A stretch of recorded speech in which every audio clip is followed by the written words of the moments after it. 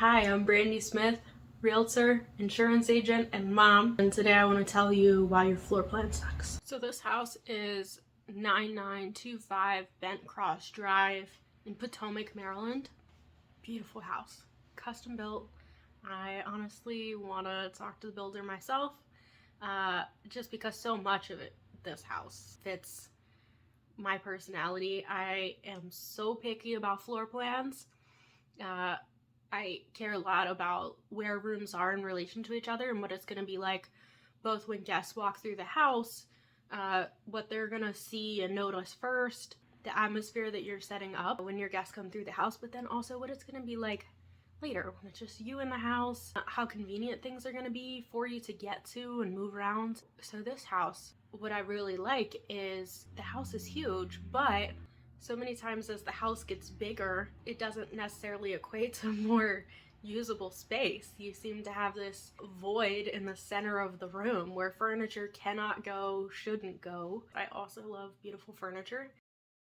I want to be able to have space to place that furniture around the house that's not impeding walk paths. I want someone to walk into a room and admire the house before they admire the furniture, and then I want the furniture to just deepen those conversations. So having a lot of wall space is important to me, and I know that that is odd. Now people talk about open floor plans, but I have questions. What is your budget on baby gates? Do you not have children? Things that belong in the kitchen just don't belong in the living room. And my guests in the living room, I do not want to see my kitchen. I need 6 dishwashers and a 10-foot deep sink for that to be something that I would even consider. They just did it beautiful. There are large doorways which give you that open house feel, but there's not a lack of wall space to actually separate these areas, these rooms. Guys, a couch is not a division from one space to another. I love that you go in through the 2-story foyer. Love that. My dream custom build always had probably more than 2 stories, but a very tall foyer with the beautiful staircase. That's the first thing you see whenever you come in. No, that staircase will not be carpeted.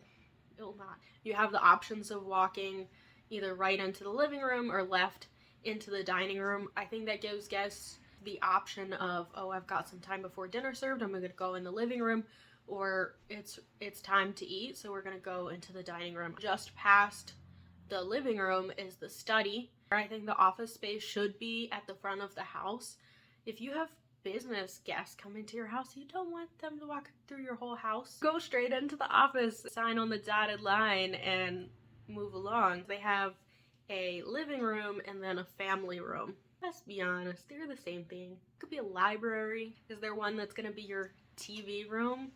Stuff my grandma says. So I do like that this house has a sunroom just outside the kitchen. And I also love in this house, there's a 3-car garage that butts up against the kitchen. But here's the thing though, in this floor plan, they have you walking out of the kitchen into the laundry or mudroom and around the corner into the kitchen. You're gonna have to carry your groceries all that distance. What is that? I think really what should be happening here is that there's some sort of door or cubby space where you can pop those groceries from the garage side, walk in through the kitchen without carrying all those groceries. I like that there's a little butler's pantry that leads from the kitchen into the dining room to have some teamwork whenever you're doing meals. This stuff's not easy to do by yourself. So if you've got some food that's ready to go out in the kitchen, you can pop that into the butler's pantry. It makes 2 doorways between your guest and the dining room to kind of hide the chaos, because let's be honest, dinner parties, chaos. I think that as large as this kitchen area is, it has a lack of counter and cabinet space. So there's the main kitchen, then there's the island, and then there's the alcohol nook essentially. Does anybody else find it odd that the liquor cabinets are in the breakfast nook? Mimosas, anyone? Overall, I do like the first floor of this home. There are some tweaks that I would make. I think that there's some room for improvement there. And let's be honest, people buy houses for kitchens. I did. Love it. Grew into it in a week. So let's talk about this second floor. There is a basement to this house, but honestly, if it's dry, who cares? We've got a long hallway to our left, and we've got the master bedroom to the right. So you walk in the primary bedroom, you've got a massive walk-in closet to the right. If you added a closet to the closet, you could count it in the bedrooms. So the bedroom has a sitting room, and as you know at this point, I take issue with having multiple living rooms, but I do think a sitting room in your bedroom is cool. I always kind of find it odd whenever people put couches at the end of their bed between their bed and their TV. Like, I don't want to sit 3 feet from my TV. I think it's nice to be able to grab your coffee before anyone else in the house knows you're awake. The primary bathroom, also massive. The whole bathroom itself is bigger than the bedroom. Alright, so it's got this corner walk-in closet. I kind of like it. I mean, I would need to see how they decided to organize in there, but looking through the pictures of this house, I saw the sauna, and I assumed that it was actually by the home gym, which is in the basement we haven't talked about yet.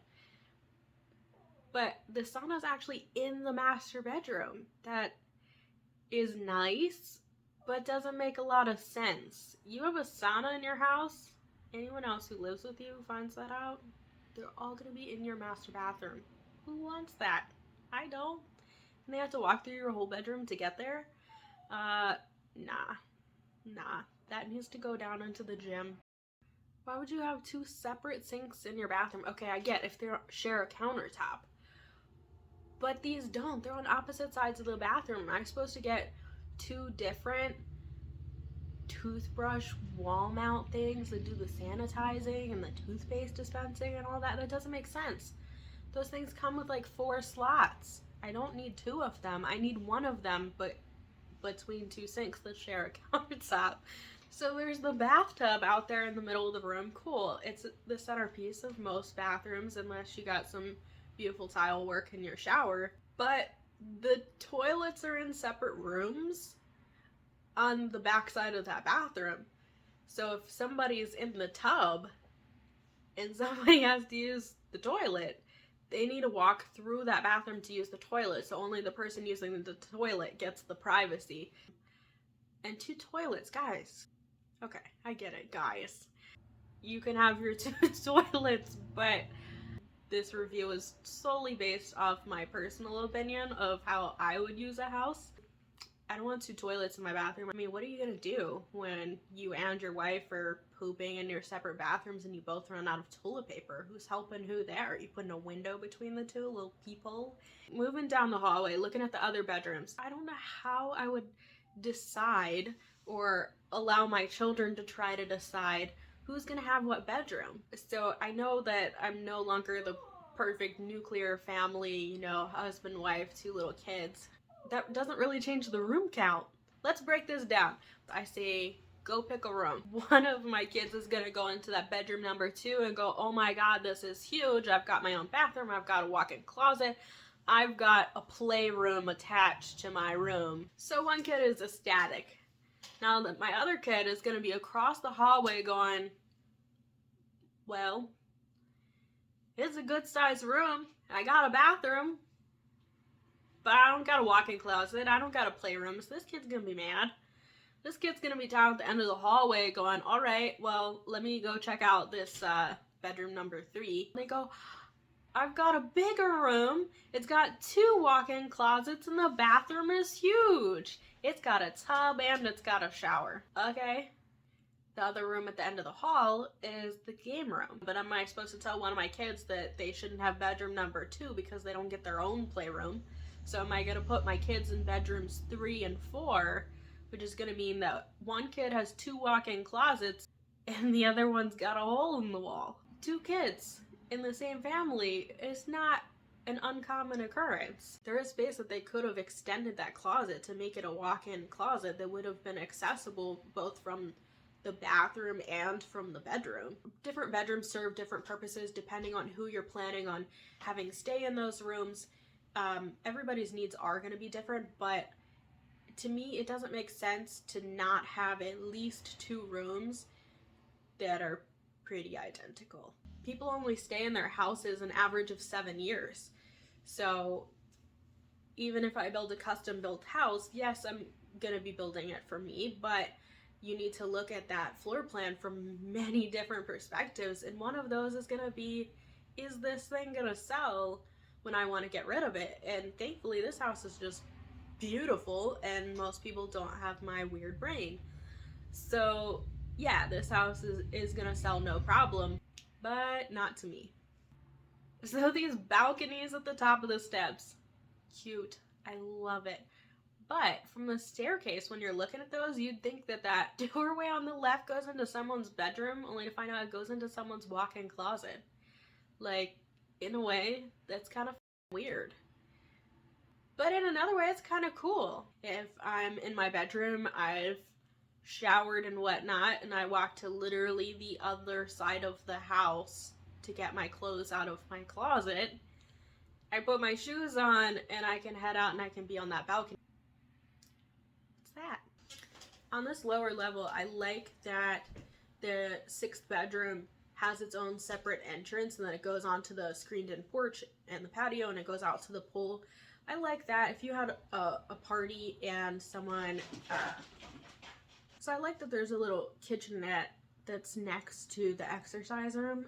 I think that was a clever idea for storing all of your pre and post workout shakes, mixes. So I like that there's a bathroom in the exercise room. You do your exercise, you can go out in the patio, you can go hop in the pool afterwards.